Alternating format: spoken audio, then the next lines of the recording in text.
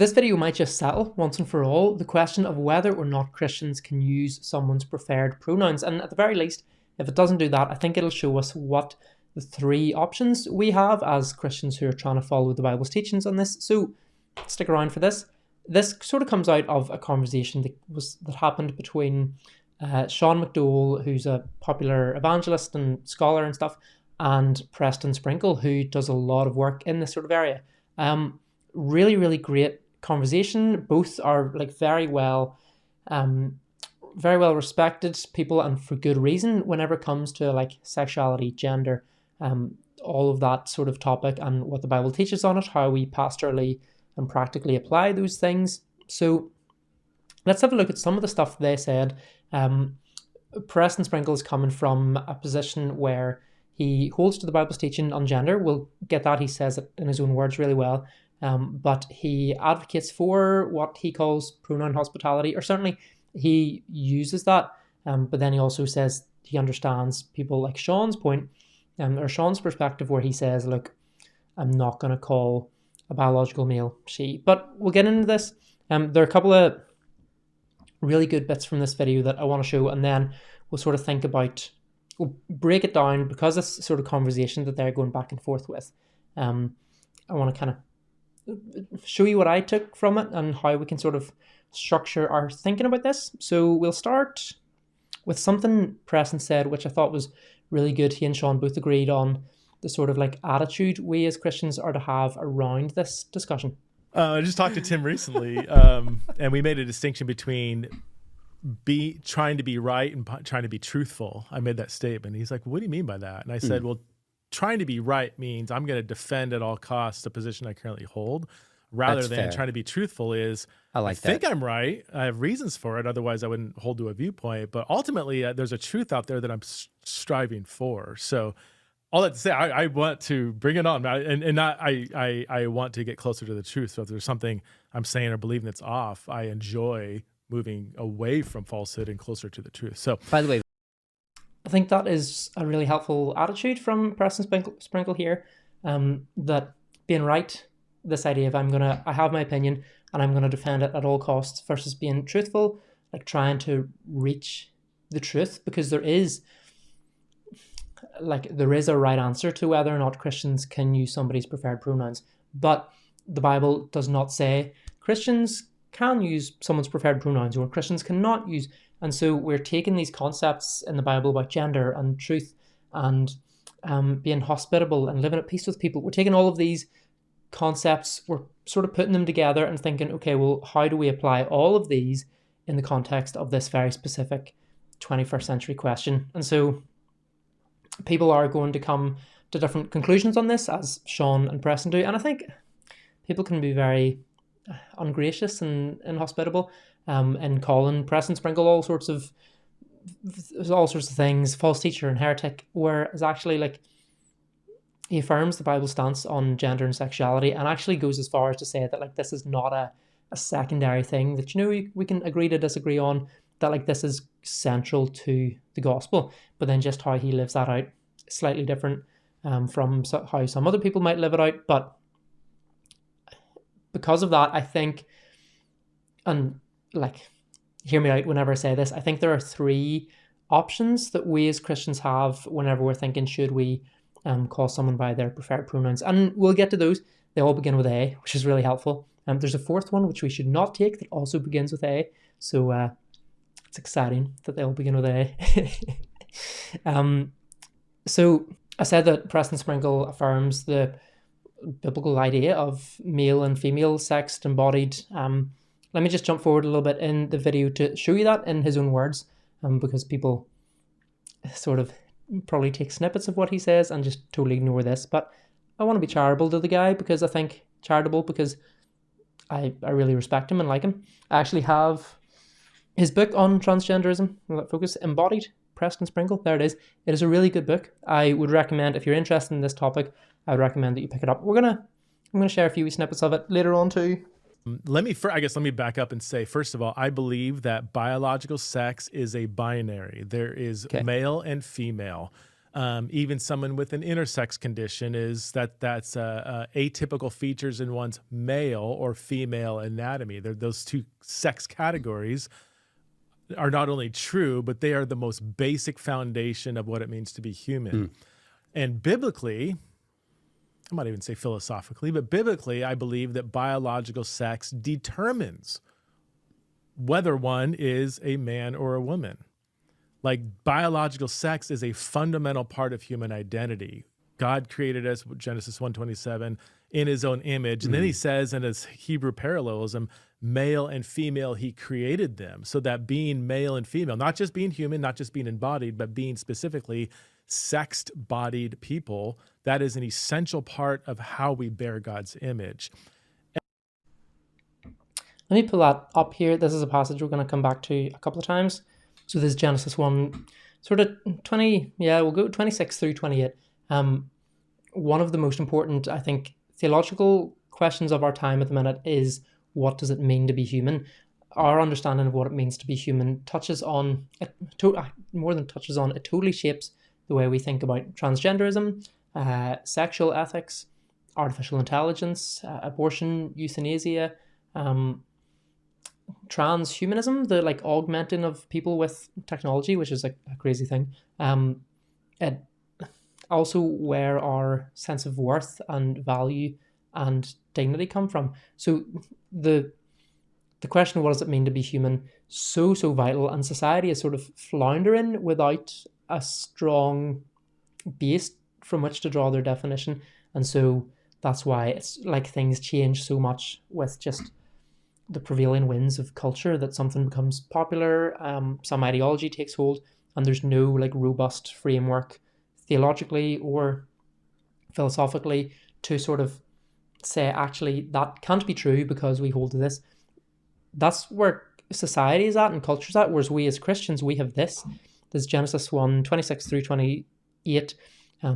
God said, let us make mankind in our image, in our likeness, so that we have a purpose, so that they may rule over the fish in the sea and the birds in the sky, over the livestock and all the wild animals, and over all the creatures that move along the ground. So there's God created us in his own image. The image is closely tied to our purpose, like what our purpose is in the world, and ruling it on behalf of God. Then we get to verse 27, and Preston, it's a hard name to say quickly. Preston Sprinkle rightly pointed out the sort of Hebrew parallelism here, the way the language it like mirrors itself, sort of. God created mankind in his own image. In the image of God, he created them, male and female, he created them.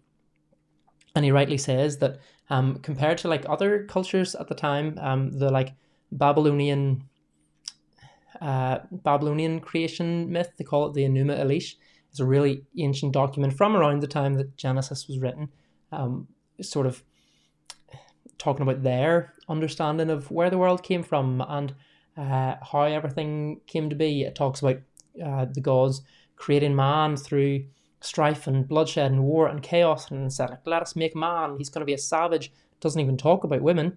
Whereas here we have, in the like central definition of what it means to be human, God created mankind in his own image. In the image of God, he created them.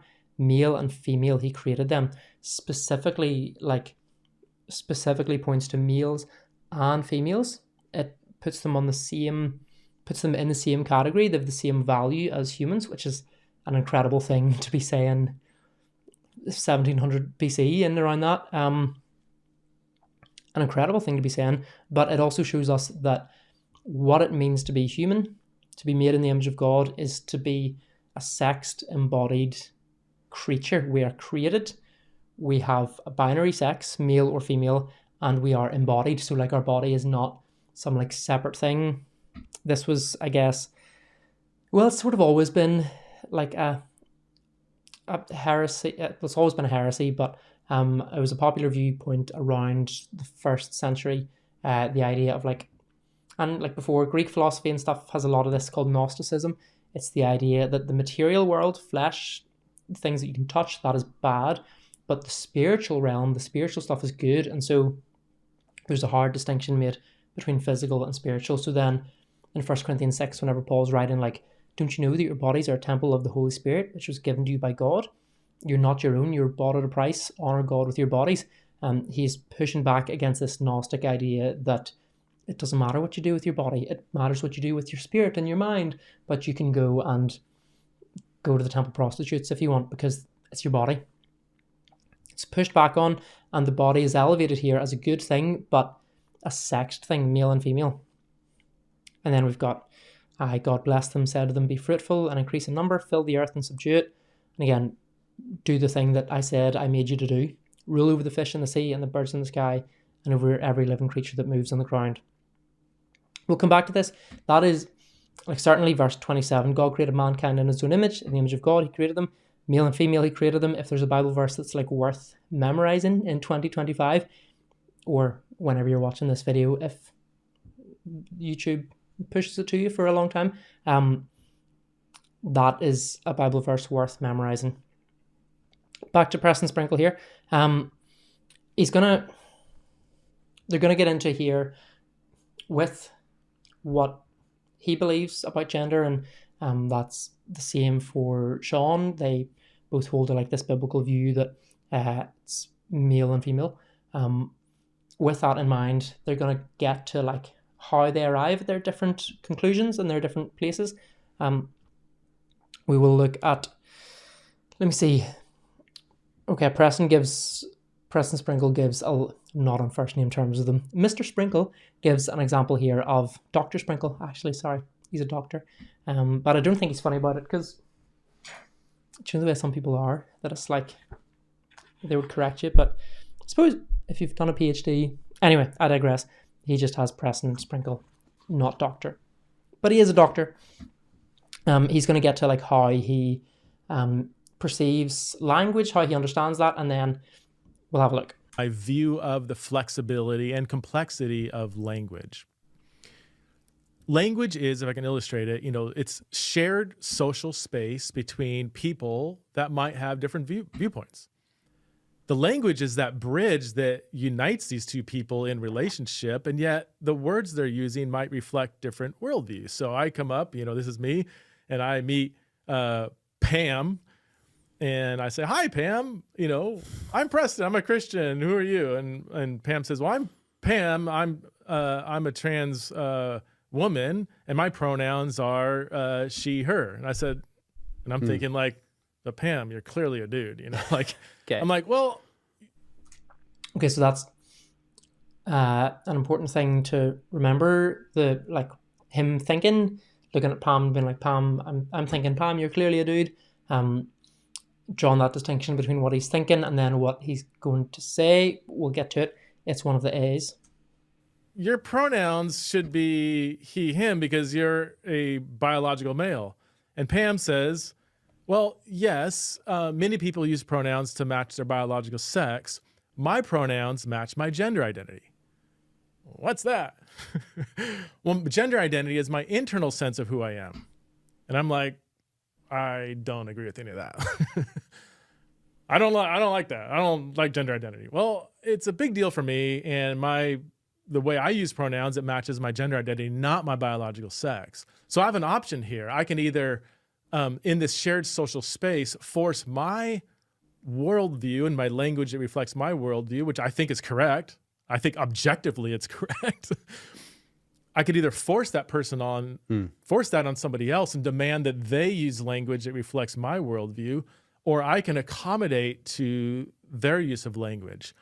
And this is where I'm going to say I resonate with somebody who says, no, I'm not going to accommodate. I'm going to use language that only reflects my worldview because I disagree with their worldview. And I'm going to resonate with kind of maybe their concerns there. But I take a position. I think there is some gray here. I think Christians, there are cases when we do accommodate. And so, I'm going to step in and out of an accommodation to where this person is currently at in their journey, I'm going to use the pronouns because they actually do factually match their gender identity. I can disagree whether pronouns should resonate with gender identity. I can disagree with gender identity as a philosophical concept, which I've got many problems with that, and we can tease it out. We've talked about that. Yeah. So it's not about agreement or disagreement. So I'm going to accommodate, given the flexibility of language, the complexity of language, a shared social space, not because I agree with what they're saying. Now, if they turned around and said, if Pam, biological male, says, well, do you think I'm a woman? I have to say no. I don't want to give the impression that I am agreeing with all of their ideology and worldview. Now, in a 5-minute conversation at the grocery store, we might not unpack all that. Cool. Okay. That was a long segment of his to watch. Not that I'm more interested than Preston Sprinkle. That's not the case. But I think it was worth hearing him out, and I appreciate like that longer form discussion where they're kind of going back and forth and they give each other time. I think that's a good thing. It's a good practice. And Preston Sprinkle's all about that. He has like 3-hour long podcasts and all that sort of stuff. But whenever he was doing the wee like hand puppet thing in that language of shared social space, that I had to think about that one for a little while. Unless you're like maybe you got it the first time and you're like, oh yes, language as shared social space. I totally understand that. If you do, you can skip the next couple of minutes of the video where I explain how I understand that. But in case you're thinking like, what is that about? Because I think it's an important framework and concept for then understanding why he accommodates. That's one of the A's. We will get to them. So when he was doing the wee like, I'm Pam, I'm Preston, I feel like he should have had wee like sock puppets or something. But basically, so we talked about how language is flexible. A real like simple example of this is that my wife and I have the word few, okay, like a few. If I said like I am going to the beach for a few hours, or I went into work for a few hours, or I bought a few t-shirts, or whatever it is, I say a few. Whenever I use the word few, like a few, it's not a specific number, okay? It could be anywhere between like 2 and like 9, you know? If I buy 7 t-shirts, I'd be like, oh, I bought a few t-shirts. Whereas for my wife, she's like, oh, you bought 3 t-shirts? I'm like, no. It's like, no, a few means 3. I'm like, no, it doesn't. And it's a range. It's like, no, it is. And it can get very confusing. That's like a silly example, but maybe it helps you understand that I have a definition of a few and how I use it, but Hannah has a definition of a few and how she uses it. So then whenever I use it, she hears it. I'm trying to use language to communicate a certain idea to her, but because of the ambiguity of that word, or certainly our different like understandings of that word, then it creates a little bit of confusion as to what we're actually talking about. So then our options are that like either I am a bit more precise whenever I'm saying a few. I would say I bought 5 t-shirts rather than saying I bought a few t-shirts. Or if I had to go into work for 3 hours, I'd say I need to go to work for a few hours. Either I accommodate and change my language when I'm speaking to her, or else she accommodates her understanding of a few, that whenever she hears me say a few, she's like, okay, for me, a few is 3, but I understand that for Andrew, it's a range, an imprecise range, so I'm going to assume that that's what he means. That's what it would look like to accommodating. We could also affirm, spoilers, that's the next A. Let me actually, okay, hold up. Okay, here are our options. We can affirm what the other person means by their language, and I would say to Hannah, okay, a few equals 3, okay, rather than what I have understood it to mean. Not, what did I say, like 2 to, is it like, it's imprecise, 7, 8, 9, 2 to, we'll go 2 to 8, okay? So if I affirm Hannah's understanding of what a few means, then I am changing the way I understand it and saying that, okay, she is right. Then the other option is to accommodate. Accommodate is a hard word to spell. accommodate, where you're sort of thinking one thing. You're thinking, okay, for me, a few is between 2 and 8, but you're going to say something else for the sake of clarity and not like confusing things. I'll write that as like think versus say for clarity. So that every time we talk, we don't have to do that dance of like, oh, I bought a few t-shirts. What do you mean a few? Oh, I mean 5, but a 5 isn't a few. You know, it saves having to do that. Those are the first 2 options that we kind of have here. Do you want the third one yet? Yeah, okay, well, something else to think about with this is that, okay, you're saying like, Andrew, a few, that being an imprecise word, or another one like wardrobe for me, wardrobe and chest of drawers, that's a me thing. I just get those confused and I mix them up, and I need to affirm Hannah's definition of them, which is the wardrobe is the tall upright one, chest of drawers is the one that you pull the drawers out and your t-shirts go into it. For me, I need to affirm Hannah's definition of it.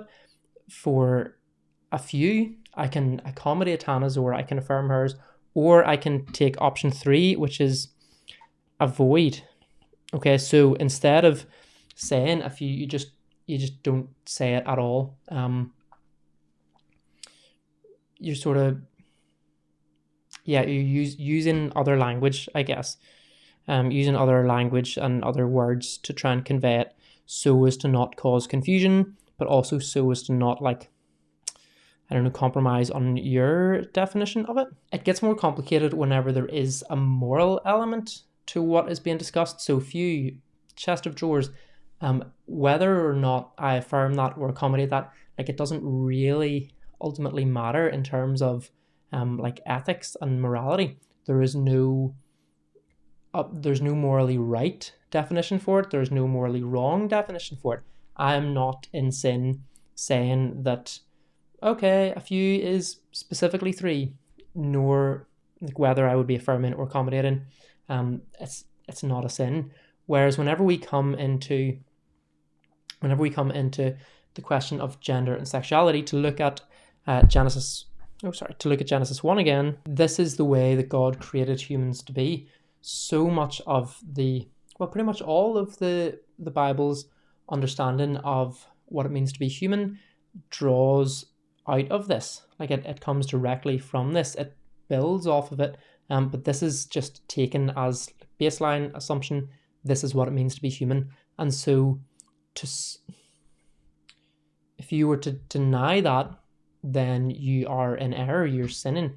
You're telling a lie about the way that God has made humans to be. And so back to our options here, we've got, I think, affirming. So in the context of like a trans person, you would be using the pronouns, say it's a biological male, identifies as a woman, then calling that person she, her, and believing, saying, yep, you objectively, you are a woman. That is what it would mean. That would be affirming. I think that option is off the cards for Christians. And any Christian who is saying that we should do that, they are sort of asking you to go against and to undermine what the Bible teaches about like what it means to be human. I think that's a problem. Next up, we've got accommodate. So accommodating would be using the pronouns for the sake of clarity and thinking, okay, I have a different belief about this than you, but just to keep things sort of simple, to keep things friendly, I'm going to use the pronouns. Okay, so you're still saying that the biological male is a she,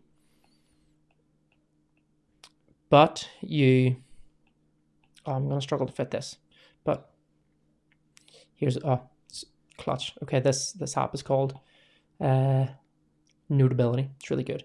See how you can just move that? Genius. Use the pronouns, but I'm not sponsored by Notability, by the way, but I always tell people about it because I think it's really good. Use the pronouns, but don't believe.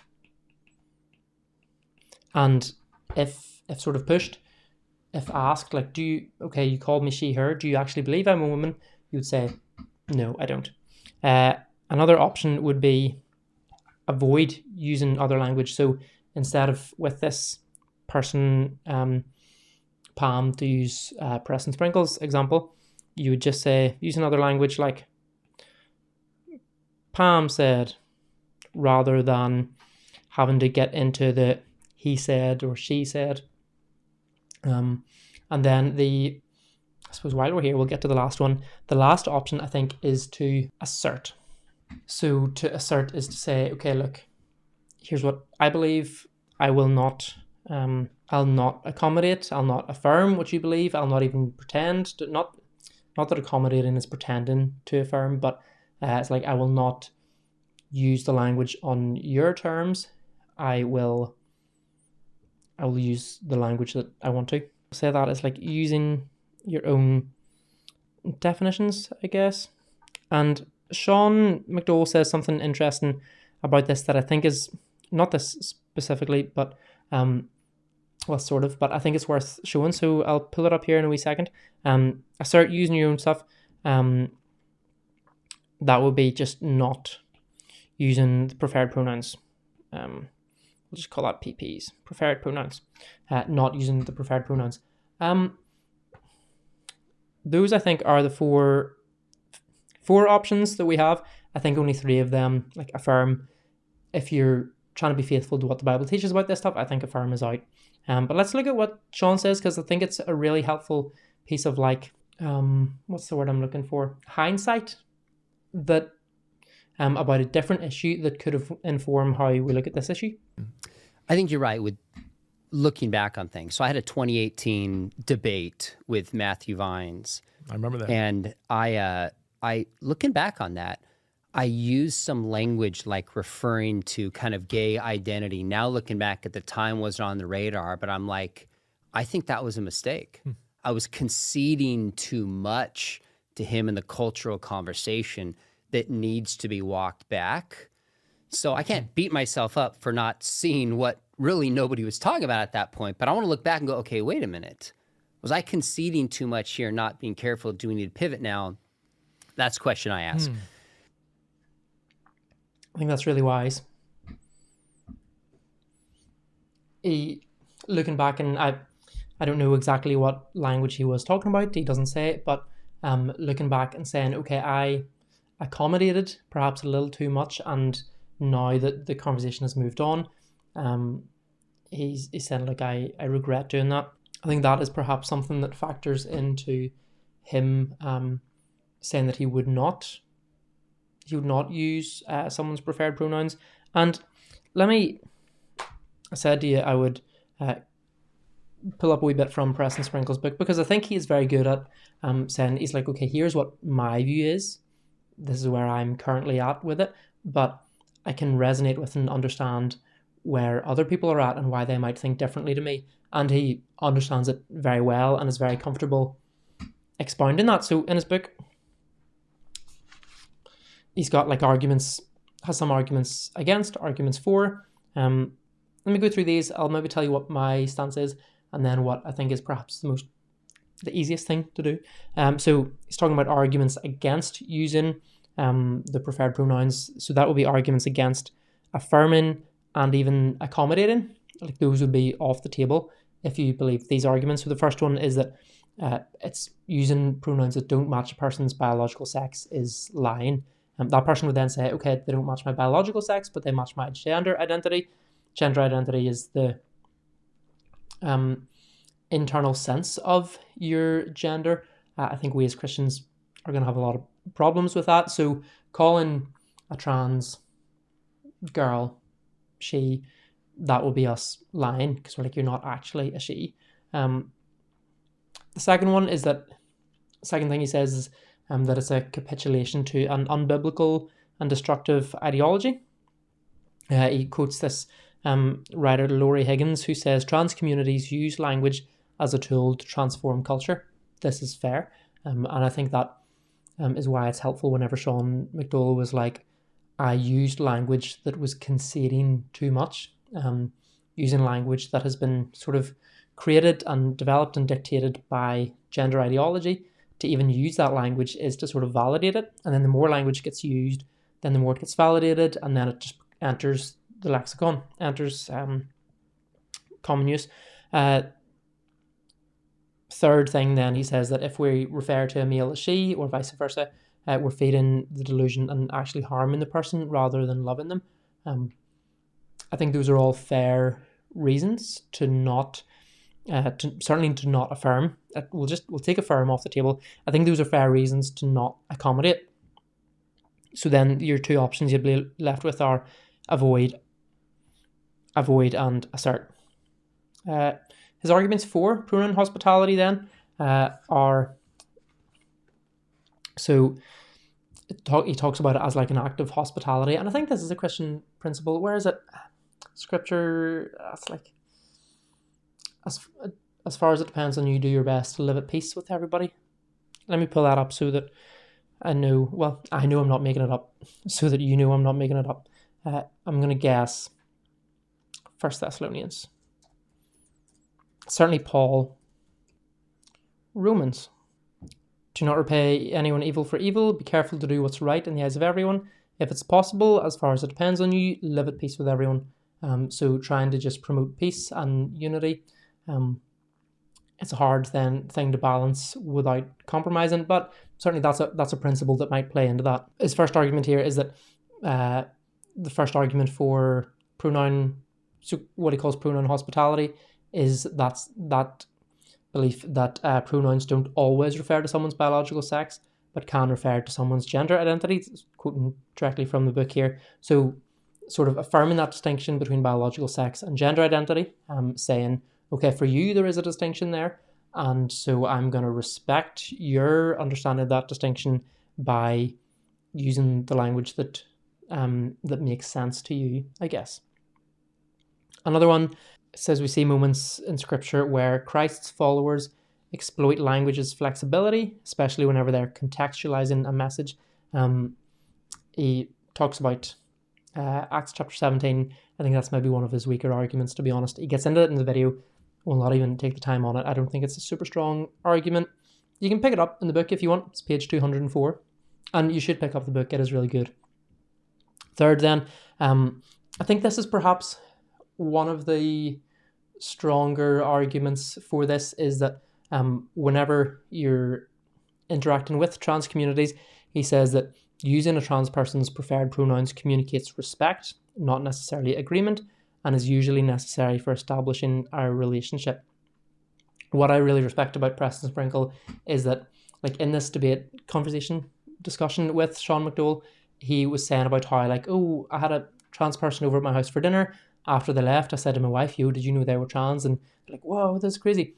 You would never know. But the fact that he's having these people over for dinner, do you know? It's easy to talk about trans people and how to interact with the trans community and what we should do and our principles and scripture, and it's easy to talk about that without having to live it out, whereas Preston Sprinkle here, he is living this stuff. He says it communicates respect and is normally necessary for establishing or maintaining a relationship with this person. He talks about how this person, Greg Coles, did some sort of study on talk to trans people and asked, what does it communicate to you whenever somebody uses your preferred pronouns? And he says none of the people he interviewed were inclined to interpret a cisgender Christian's pronoun hospitality as an automatic indication that this Christian agreed with everything about the way in which the trans person expressed their gender. These interviewees saw the cisgender Christian's willingness. Cisgender is, in like trans ideology language, cisgender is just someone whose biological sex matches their gender identity. Whether Christians should use that language or not, that's a question about, are we giving away too much? But anyway, I digress. The cisgender Christian's willingness to define gendered pronouns in terms of gender identity rather than biological sex, these people saw it as an indication that that person was willing to show respect for the existence of non-cisgender identities. So coming from trans people, they're saying in this study, and I don't know how many people were in the study or I don't know the details of the study, but certainly what is being said there is that it doesn't necessarily communicate that you agree with their distinction between biological sex and gender identity, but it communicates that you want to enter into a relationship with them and respect their ability to have that distinction. So with that in mind, and we'll wrap up here, I think Sean asks, let me see if I can find it here. Like, I can't imagine that Jesus would look at a biological male and refer to that man as a female for the sake of reaching him. Like, I'm going to need a pretty good argument or precedent biblically. But we're dealing with... So a good point from Sean, but I think it's maybe helpful. Certainly I found it helpful in a different sort of way. Asking that question, what would Jesus do? That's what the wee WWJD means. Would Jesus use a person's preferred pronouns? Because as I've been like thinking about this, and I've been thinking about it a lot, I can see the arguments on both sides for accommodating and asserting. Accommodating and asserting. I can see validity to both. So I was sort of in two minds about what side I would lean more towards. And then Sean said that, like, can you see Jesus saying that? And my initial reaction was no. Can you see Jesus doing that? Can you see Paul doing that? My initial reaction was no, I actually can't see Jesus using someone's preferred pronouns for the sake of reaching them. But that maybe revealed more to me about what I think rather than like what is objectively the case.